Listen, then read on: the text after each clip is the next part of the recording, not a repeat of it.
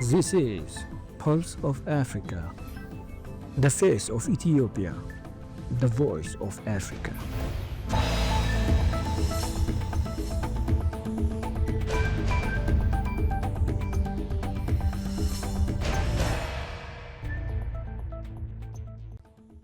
Hello viewers, you're watching Pulse of Africa. I'm Samia Mohammed for the main news. First, our top stories for today. Ghana launches 1 million coders initiative.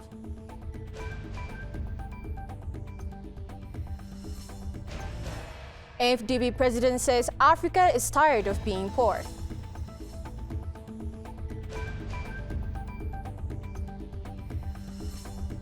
Sino Mine sets 2026 copper production in Zambia.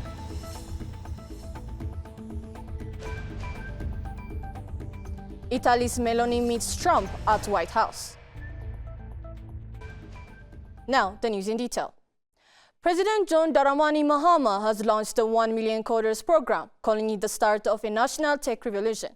The initiative received over 90,000 applications in just 48 hours, far exceeding expectations and signaling huge interest from Ghana's youth.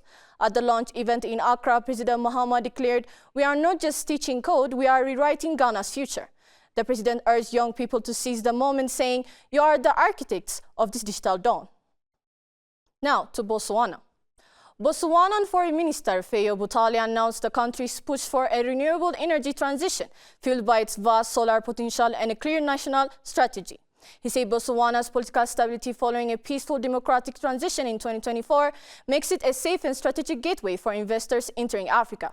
Butale reiterated that Botswana is open for business, highlighting untapped opportunities in the country's resource-rich mining sector. Moving on to African Development Bank. President of the African Development Bank, Akinwumi Adesina, has called on African nations to stop exporting raw materials and focus on producing value-added goods. Africa contributes less than 2% of global manufacturing, and Adesina stresses the need for economic transformation, particularly following the African Continental Free Trade Area Agreement.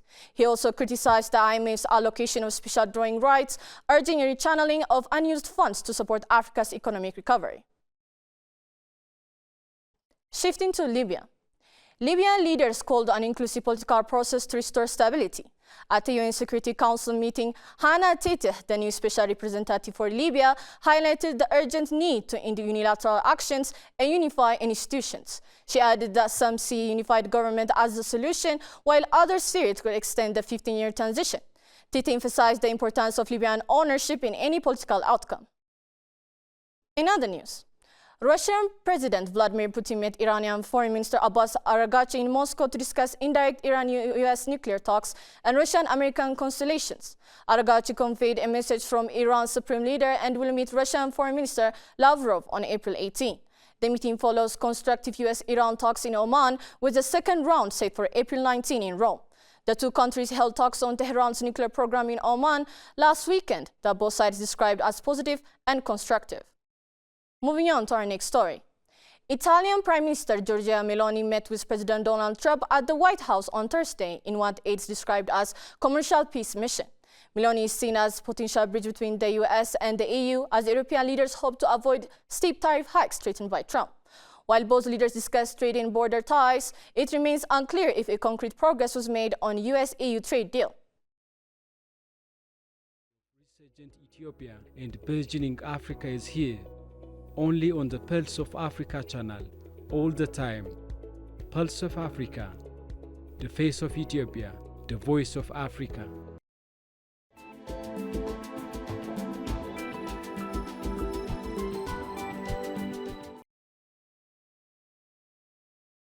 Turning to business news. China's Sinoma Resource Group has announced plans to begin copper production at its Kitumba copper mine in Zambia by September 2026.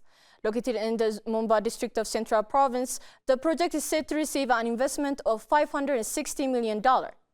The company confirmed that it began stripping operations, the removal of surface soil and rock on Monday, marking the official start of site development.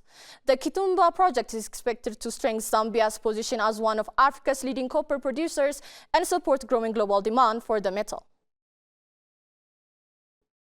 Finally, World Bank President Ajay Banga urged developing countries on Wednesday to liberalize trade, saying many maintained higher tariffs than advanced economies and lowering them could offset the risk of reciprocal import taxes. Banga told reporters that global uncertainty triggered in recent months by U.S. tariffs and retaliatory measures announced by China and other countries was contributing to a more cautious business and economic environment. He said the impact would vary country by country, but that global growth is expected to slow from the level of forecast several months ago. Banga gave no specific forecast. Before concluding, let us provide you with the latest updates on global commodities prices.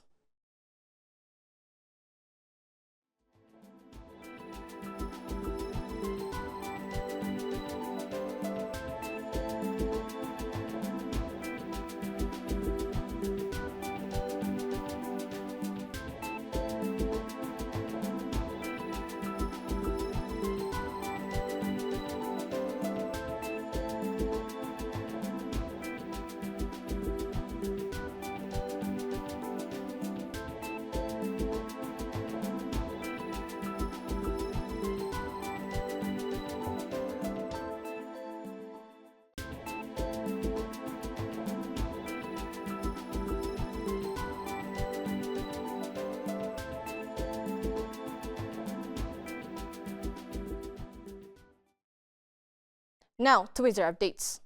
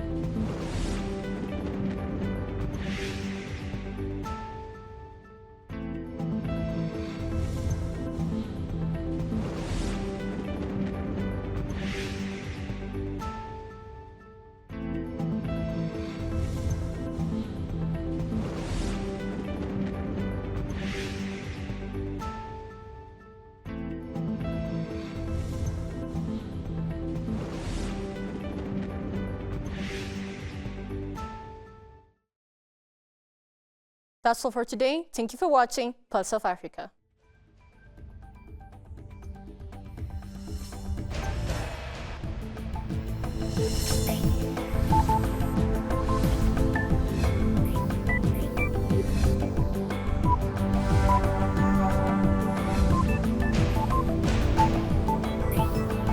This is Pulse of Africa, the face of Ethiopia, the voice of Africa.